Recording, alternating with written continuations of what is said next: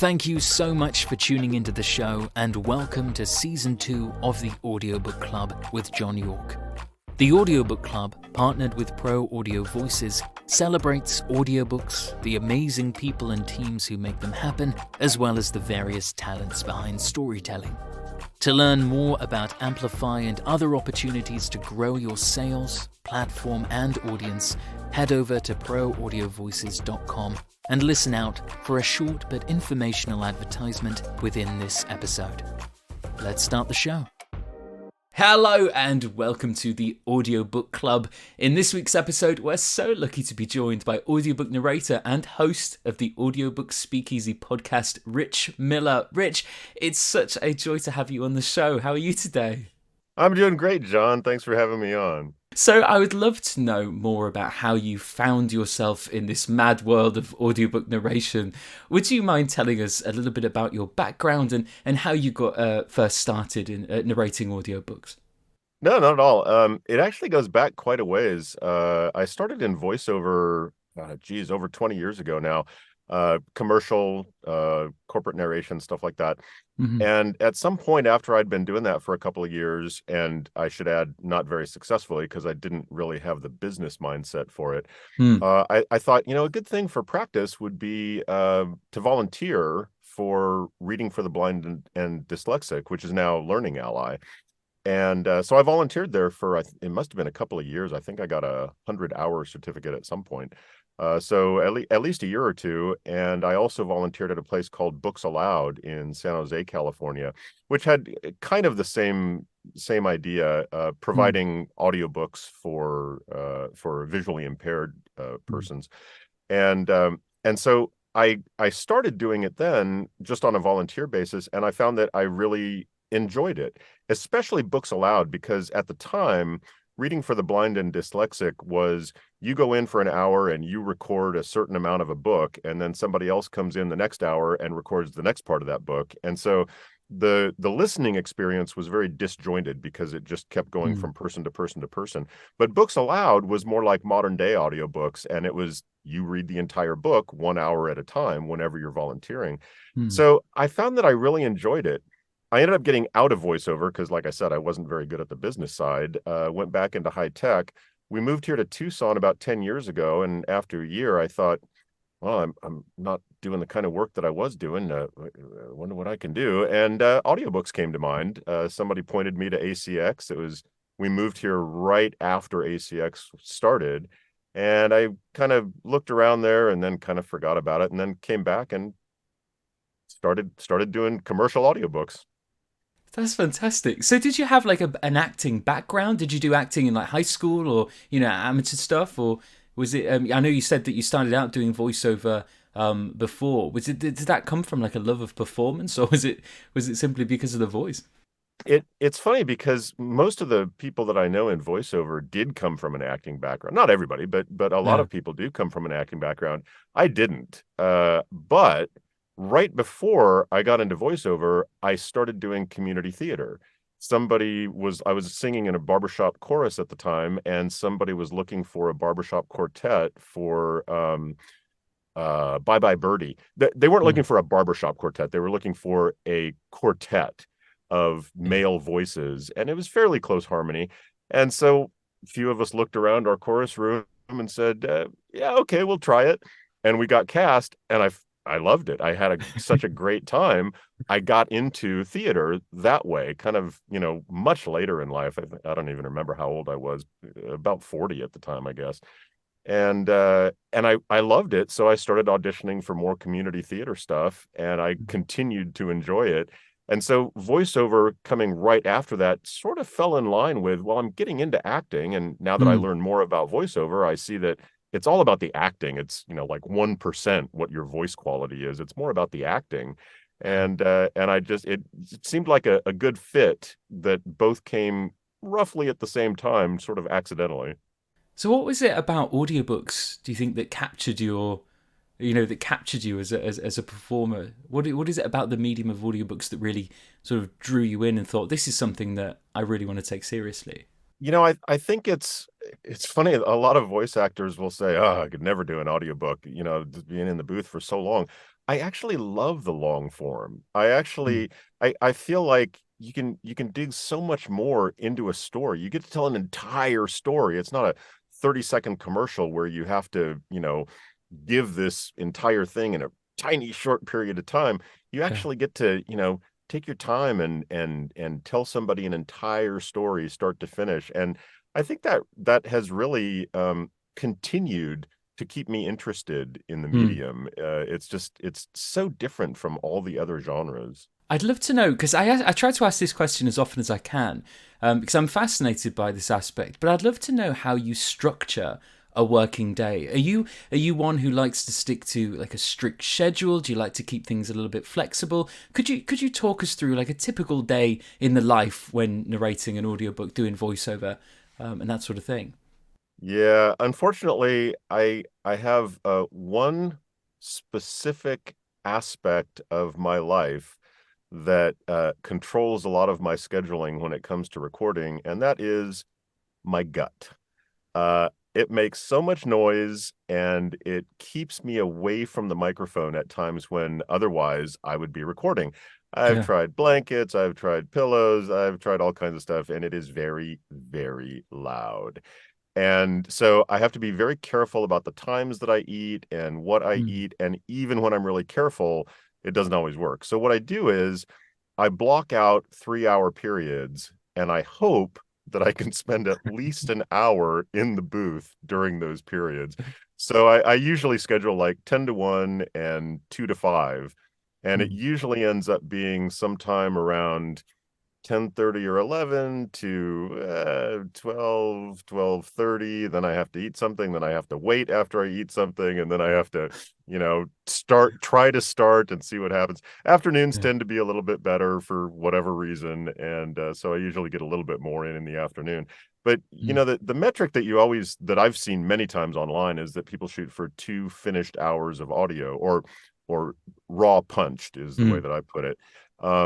And that's a great goal, but I have found that if I schedule my books, assuming I'm going to get 2 hours of raw punched audio per day, I'm going to end up in trouble. And so Mm. what I do is I assume I'm going to get 1 to 1.5 hours. And then it usually works out just about right. And sometimes Mm. I get done early. So every kind of there's no sort of day the same then, really. You just sort of got to plan and roll with the punches, as it were. No pun intended. Exactly. I Yeah. spend a lot of downtime when I'm and I've learned to not be as frustrated as I used to be. It used to be really frustrating. I get kind of angry, but everybody's got something different. With some people it's kids, what time they get home from school and they have to wait until the kids go to bed.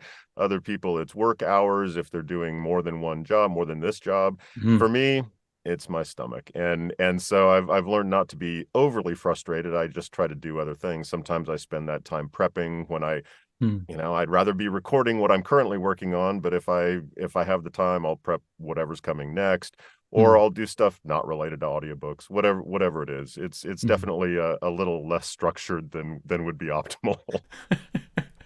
I understand completely.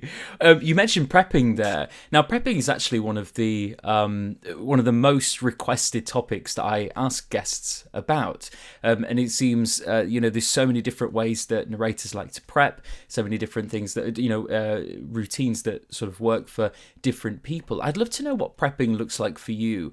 Could you talk us through your pre-production process? Sure, yeah. So right now I'm working on a fiction title, and fiction to me is at this point for most of the fiction that I've done much easier. And it's basically just pre-reading the book, making a list of the characters who have like more than one line, Mm. putting a few words by them to remind me this is what this person is like, and that's mostly it. Maybe write down a few words that I might have to look up, but most of what I do is nonfiction, and a lot of it has a lot of place names in Mm. areas that I'm not from. I did one recently on Lithuania, Poland, Ukraine, and another country that I'm blanking on Mm. the fourth area. from 1569 to 1999, and it was chock full of words and places that I haven't been. Now, I'm lucky because I took Russian in college, and so I'm familiar with Cyrillic. I'm not familiar with Polish, and so there was I think I had a list of about 700 places and people's God. names that I had to look up beforehand. So on titles like that, I'm reading pretty carefully for things that I'm going to have to look up, put it down on a spreadsheet, and then I spend, hours looking it up to make sure that I get them right. Yeah. Either way, I will read the book beforehand, get what I need to from it, look up what I need to, and then, hit the mic after that. How much time do you sort of give yourself for prepping? Like, how far in advance are you reading that book and gathering, any pronunciations that you may need, etc.? Not nearly enough sometimes. Usually it'll take me a good couple of days because my attention span at this point in my life is so low. It'll take me several days to get through a book that I should be able to read in 5 or 6 hours, but it just takes me days. And then after that, I don't really have a good metric for how long it takes to look stuff up, but I have kind of honed the process of first look on this site, then on this site, then on this site, then on this site. And so I've gotten faster on that. I think that the most number of hours that I've billed for research has been probably 10 to 12, something like that. Wow. And so it took at least that long. I don't keep like a stopwatch on when I'm actually looking stuff up, but I keep a good in my head running total, and I figure I've probably underbilled on that a few times, but it does take quite a while.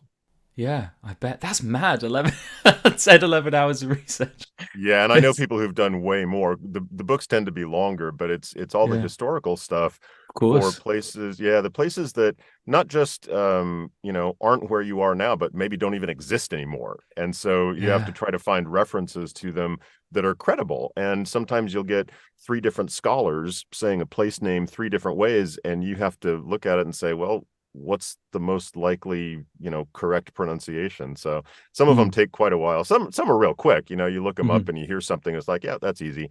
It's exactly what I thought it was. But I just wanted to make sure. Others, 5 or 10 minutes on a single item. It can take time. When after recording so many non-fictions, do you find yourself retaining lots of random pieces of information, or does it just go as soon as the recording stopped? I definitely retain some. I really wish that I could retain more. I don't know if that's just my brain in general or because of the work itself. You have to be engaged every moment, and so you're constantly moving from one thought to the next. And so there is a lot. I will read a book on a subject and I'll think, oh, that's great. I loved learning about that. And I did love learning about it, but so much of it ends up not staying with me. It's a little disappointing sometimes, especially for the really, really interesting technical stuff. But Yeah. I do retain a little bit of stuff. And so it's always fun, talking to people over drinks and saying, oh, yeah, I read this book and I found out X. And, I Yeah. never would have known that. Yeah, it's when you're having a conversation with somebody and then they'll mention a certain topic and then suddenly it'll bring back all of the, the memories of recording a book that's centered around that, and you think, okay, I can be here for the next hour. Yeah, exactly. Yeah. So the audiobook Speakeasy, a podcast that I absolutely adore, hosted the best within our industry and invited them in for a beverage and a chat about audiobooks. Now, the Speakeasy closed on the 100th episode in a fascinating and fun roundtable episode. I would love to know how did the Speakeasy come about? Was podcasting always of interest to you? No, not at all. It came about because I was looking for information at the time. I had been doing audiobooks for a few years and commercially for a few years. Yeah. And I was looking for any information about the industry and about the people in the industry. And I was thinking, well, I'd like to work with a coach, but I don't know the people that well who are giving me personal recommendations. It would be so nice to be able to hear from people directly. And so I started I was listening to podcasts at the time, but I hadn't thought of hosting one. And I started looking for audiobook podcasts, and they were all about audiobook reviews. None of them were about the craft or the Yeah. people in the industry. And so I thought, well, I wonder what it would be like to actually create one. So I went to APAC in 2017 for my first time, and I met Scott Brick, and I had a conversation with him. Nicest guy. I mentioned that I was considering doing something like this, and he said, well, here's what I think. And he gave me a couple ideas, and I thought, this is so great. Here's somebody who's at the top of the game, top of the Yeah. ladder when it comes to audiobooks. And he's just having a chat with me. And I took his ideas to heart, and I kind of melded them in with the ideas that I already had, and the Speakeasy was born. And so several months later, after going through the process of figuring out how to set up a podcast, which I'm sure you know is not super easy. It's a lot easier No. now than it was 5 years ago. But there's a lot of little pieces that you have to get working. And I got all that set up, and it went from there. And I'm thrilled that I was able to do it, that I met all the people that I met. And mostly I'm thrilled when I hear people say, I found my coach because I listened to them on your podcast, and I loved hearing them talk about what they do. Yeah. I love hearing that. I can't tell you how even little nuances that I've picked up from listening to that show, and your guests, and it's been incredibly helpful in my own narration journey. And when I was setting up this podcast, and I was sort of talking to some narrators about it, they said, like the Speakeasy, it's like the Audiobook Speakeasy. I'm very happy to hear that, and I like I said, I love it when I find out that people learned something and enjoyed it at the same time. One thing that's it was such a great idea was combining, the beverages and talking about that in with audiobooks, because I guess it just sort of put the guests at ease and created that, I don't know, it just sort of, it was like a barrier that just opened, and it allowed for conversation to naturally flow. And I found that it really, it just allowed people to be natural in themselves and to have like a nice chat before getting into things about the industry and stuff. I just wondered, like, how intentional was combining that, your love of beverages and that kind of communal topic, I guess. It was integral to it, because right around that time, just before that time, I had started getting into kind of, cocktail culture and amateur mixology, and learning about all the different ingredients, all the different spirits. And so it was an interest of mine already. Then I went to that APAC in 2017, and half of that experience was going out for drinks with people afterwards. It was the mixer before APAC. I know that they're doing things slightly different now. Some things are going to be the same, some things are going to be different. But back then it was the mixer the night before, or the social, whatever they called it.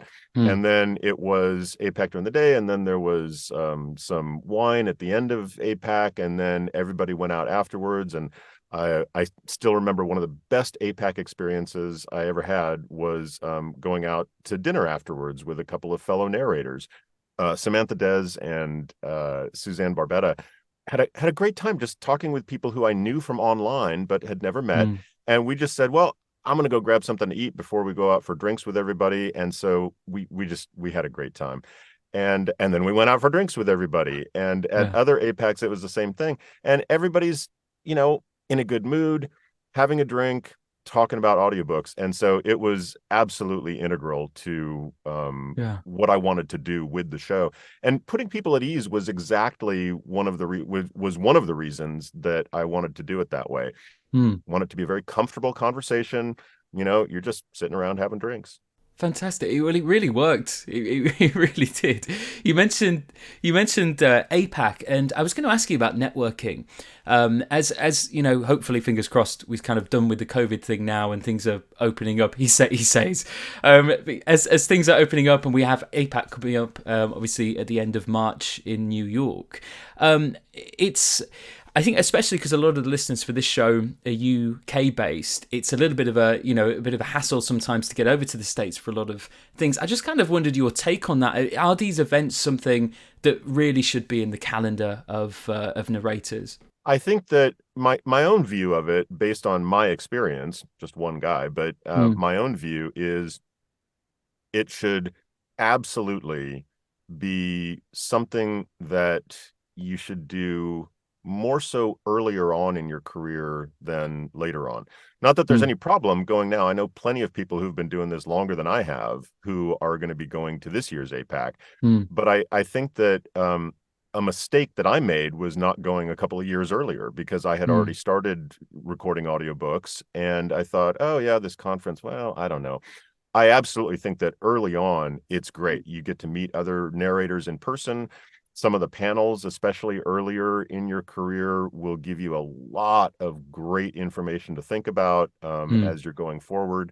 The in-person interaction, you can't minimize that. I think that it's super important. And I think that, it's great later in a career. It's just that I think that it's more important earlier on. So that's my take on APAC. I'm not going to make it this year. I'm a little disappointed, but I've got a wedding to go to in April. I did get COVID for the first time last November. Yeah. It almost ruined several things. It could have been a major disaster, and we skated by without it being a major disaster. But I can't. I'm being even more careful in the next few months than I probably have been for the last 3 years, and that was pretty damn careful. I get that. I'm looking up to. I'm attending APAC this year, making the trip to New York, and making a little vacation of it, seeing the Statue of Liberty and such. I feel like I would be wasting an opportunity if I didn't ask you if you had any recommendations for any watering holes around the New York area, any particular, even beverages that you think that would sum up the trip that I should try. Not that I can think of off the top of my head. I don't remember the names. I remember going to a rum bar with Suzanne Barbetta and Carol Monda and my wife, and it was fantastic. They had more rums available than just about any bar. Well, I think most bars are really, they really give rum a short shrift, and there are some great rums out there that are not the names that you would typically think of. So there was that one, but I don't remember the name. And I know that there's also I believe it's either a Scotch bar or a whiskey bar, that boasts something like, I don't know, 2,000 labels, something like that. Yeah. And I have not been there. I was planning on going there in 2020. And of course, that was the first one that was canceled.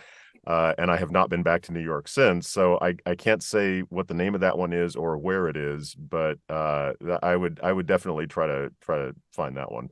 Yeah, I'm trying to extend. One of my resolutions was that I was trying to be a little bit more kind of open to new experiences, including beverages and indeed cuisine. As I'm afraid I'm one of those really boring, just lager drinkers. And Well, there's nothing wrong with drinking what you like, but experimenting is good. I know yeah, that up until 7, 8 years ago, all whiskeys to me were just referred to as brown liquor, and I didn't touch any of them.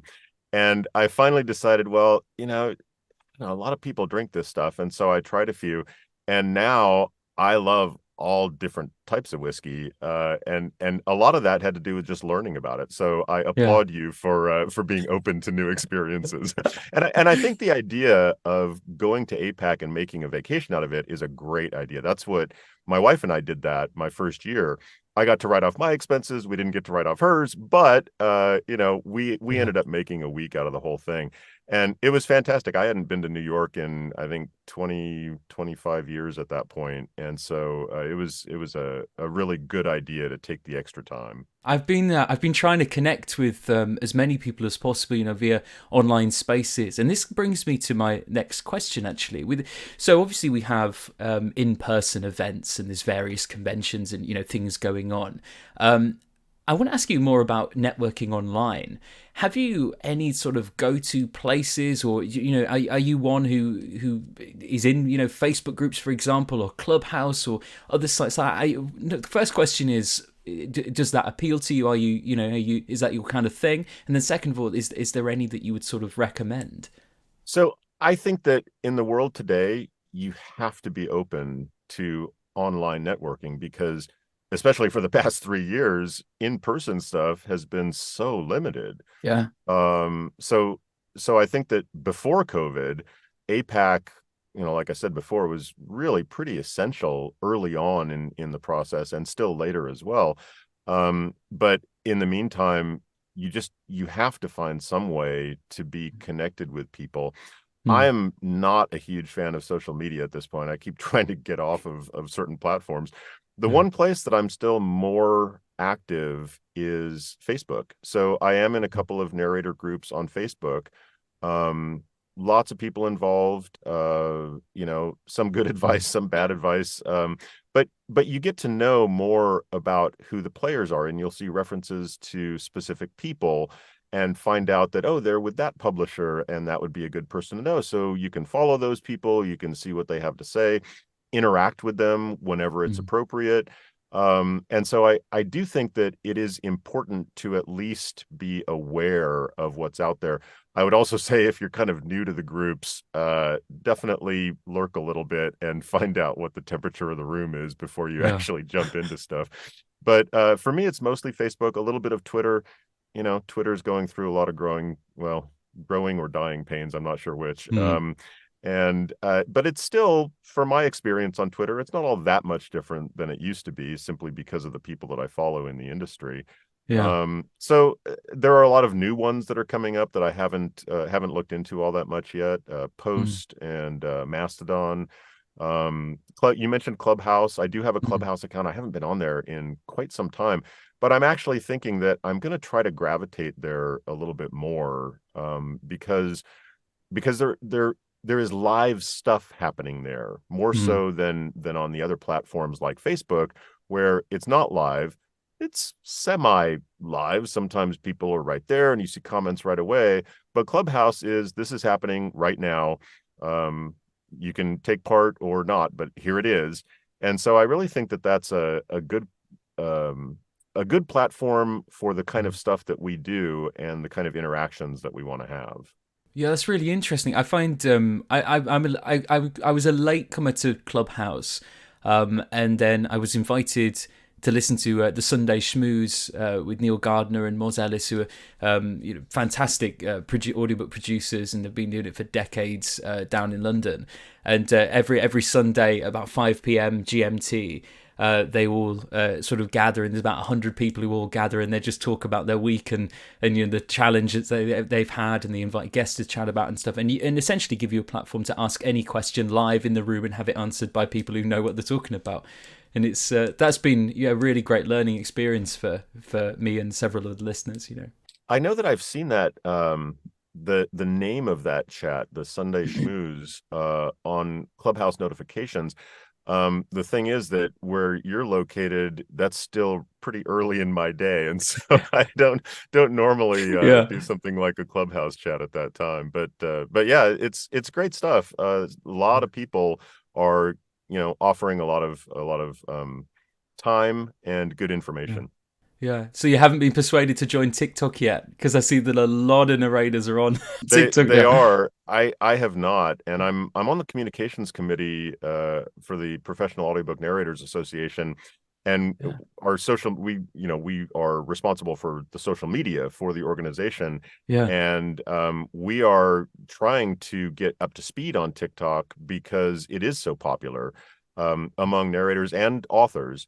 I have not. I downloaded it. I think I may have opened an account. I don't even remember. It's just one of those things where I know that I'm not going to be up for producing video content.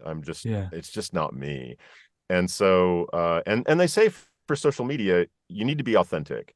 And for Mm. me, producing video content would just not really be authentic. It's not really what I want to do or what I'm interested in. Yeah. And so, I don't think that it would work well for me, but it is big in our world. Yeah, it's a weird one, isn't it? Because I think it's kind of still got the stigma of the app that's just full of dancing and pop music, and it doesn't necessarily correlate between what we're trying to do and what we're about in this industry.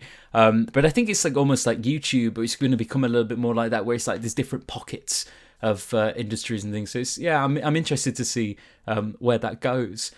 Yeah, so am I, and I know a lot of people who love TikTok and who can spend a lot of time just as a consumer, not putting Mhm. out content, but just as a consumer. It's like I said, it's just not really Yeah, my yeah. thing, and so I haven't yet.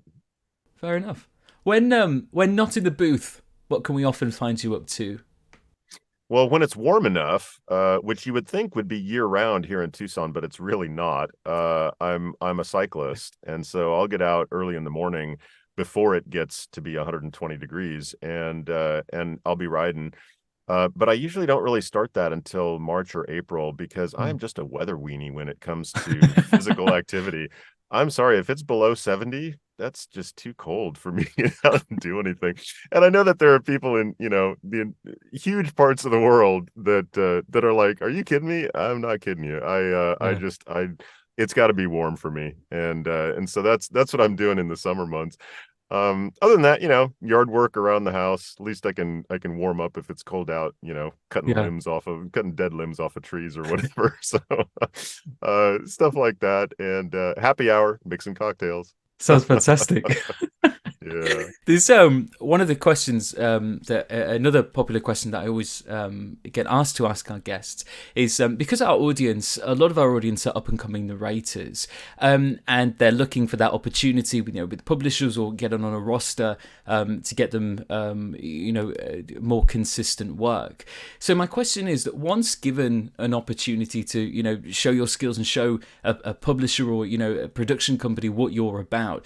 Have you got any advice for those up-and-coming narrators on how to make the best impression possible in order to, get higher their chances of being asked back? I'm definitely not an expert in this area, but I would say that from my experience and from what I've heard from a lot of other people, is the best thing that you can do is be professional, don't be desperate, just be a person. Get out there and be authenticity again. Be authentic.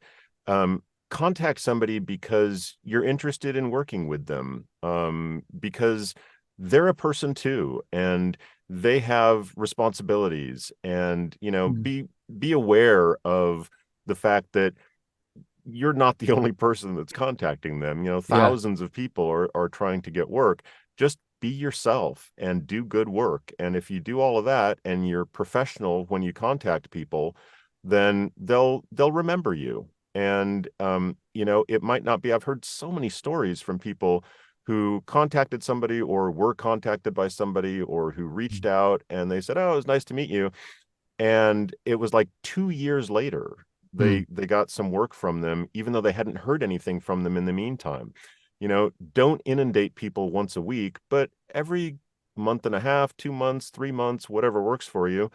Check in, let them know what you're doing, and don't get offended if they don't get back to you. They get this from everybody. Just make sure you're doing good work, put your name out there, be professional, be courteous, be nice, be friendly, and that's the way to go. Another area that is raised a lot in our little chat rooms for this show is coaching. And I believe, please stop me if I'm getting this wrong, but I believe on the episode that you had, I think it was your first episode of the Speakeasy with Sean Allen Pratt, that you mentioned that you just graduated his coaching course. And I just wondered if you could possibly speak to that, of like, your experiences from that course, so that others who are interested in taking that course or similar courses, such as that one, would you recommend that people invest in themselves and invest in something like that? Generally speaking, I absolutely recommend that people invest in coaching. With Sean specifically, he was great to agree to be my first guest on the podcast. I mean, I hadn't started it yet, and I told him about it, and he said, "Yeah, sure, I'd be happy to." And he was fantastic to talk to. I had been working with him. I never actually graduated. I got towards the end, and then there was a scheduling problem, and then he got busier, and then I got busy, and I think I was like one class shy of finishing the whole course. I believe that he's expanded it now, but I'm not positive. His coaching method is quite different from a lot of others. He actually has, like you say, a course, and it is directed. Every single session is about something specific. And most coaches, well, I probably shouldn't say most because I don't have the data to back that up. I think it's many coaches simply, what do you want to work on?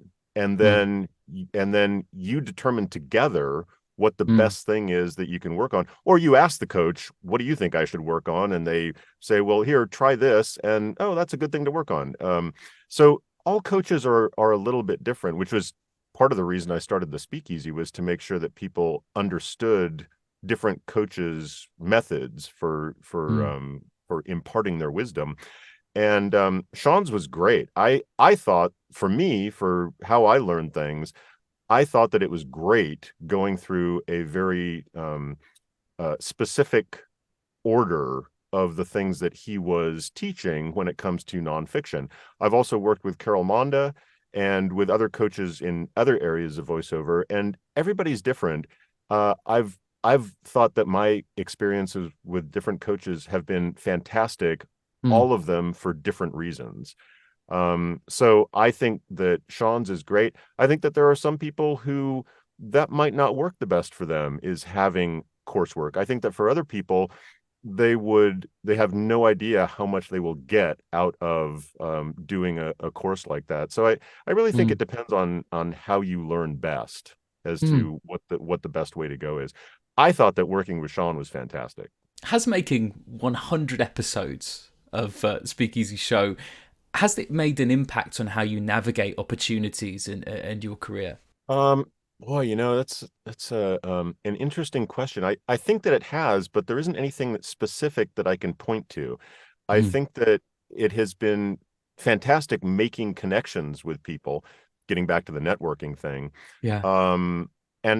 And I'm guessing that I probably am doing things differently than I would have if I hadn't done the show, but I'm not sure exactly what that would be. It's a little bit hard because it's been, for 5 years, it's been part of my life, and it's just sort of all gone in a certain direction, and I'm not sure how things would be different exactly.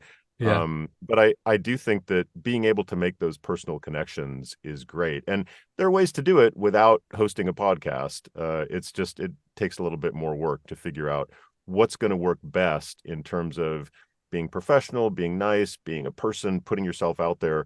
Different people are going to approach that differently. I'd like to, as we draw the show to a close, I'd like to just sort of end by simply asking if you had any upcoming projects that you're excited about that we can perhaps look forward to. The next nonfiction book that I'm going to be working on is about the voice of America and during the Cold War. And I find that fascinating. I've been fortunate to have narrated quite a few books now about things that have to do either directly or tangentially with Russian history. And when I was in college, way back in the dark ages, I studied Russian, and I fell in love with the whole Russian experience, and actually went over there a couple of times to Moscow and Leningrad. Oh, it was fantastic. Getting to know people directly, seeing, how people lived, the good and the bad. And I still love the language. A lot of people find it kind of harsh. I love it. I find it really lyrical. And so I've been really fortunate to be able to do that. And I'm really looking forward to this book on how the voice of America was integral to the United States effort during the Cold War.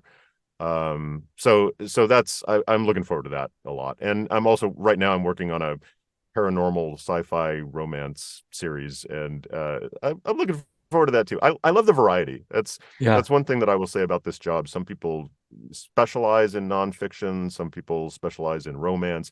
I love the variety. I'll do most different genres, and I really appreciate the fact that I can get into them.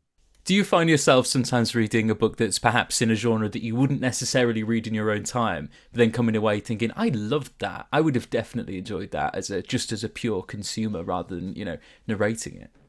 Yeah, absolutely.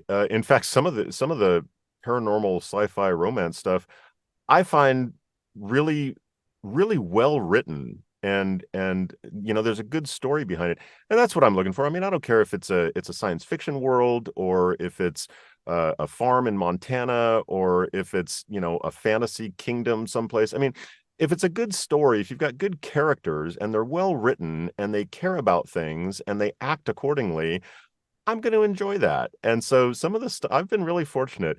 there's only been one or two books years ago where I thought, ugh, yeah, boy, I'm glad that's over. Most of the stuff that I've done, I've been really, really fortunate. Even if it's not something that I would have picked up on my own, I feel like I'm not sorry that I got to read that. That was good stuff. It's a good story. We often find on this show narrators who've been bitten a little bit by the writer's bug themselves. Is that on the cards? Do you write much? Have you got writing in your future? I don't know. I've thought about it many times. When I was a kid, little kid, I used to love writing little short stories. Yeah. And I actually took a creative writing class back after college, and it's always been in the back of my mind. And so hearing about, Julia Whalen and Travis Baldree and a lot of other narrators who have now written books, I can't name them all, but it has spoken to me a little bit. It just hasn't spoken to me enough to actually start doing it. So I don't know. Yeah. It's an interesting question. Yeah, it's exciting stuff coming up. That just about does it for this episode of the Audiobook Club. All of Rich's links to social media and website, and of course where you can listen to the Audiobook Speakeasy episodes will be linked in the show notes. Thank you so much for tuning in, and of course another huge thank you to you, Rich, for joining us. My pleasure. Thanks, John. Frustrated by the royalty rates for your audiobook? Annoyed that when the digital distributors say 70% royalties, they actually mean 70% of 50% or 80% of 70%, neither of which is an actual 70%. Wishing there was a way to cut out the middleman? Yet, you want your audiobook listeners to have a smooth and positive experience, and a direct download sale from your website won't deliver that. We at Pro Audio Voices hear you. Out of our commitment to our author clients, we've created Amplify, a program that provides an actual 65% of the sales price that you set, that gives you access to your customers' names and emails so you can reconnect with them, and keeps you in the driver's seat. Check it out at proaudiovoices.com. You'll find Amplify in the marketing menu.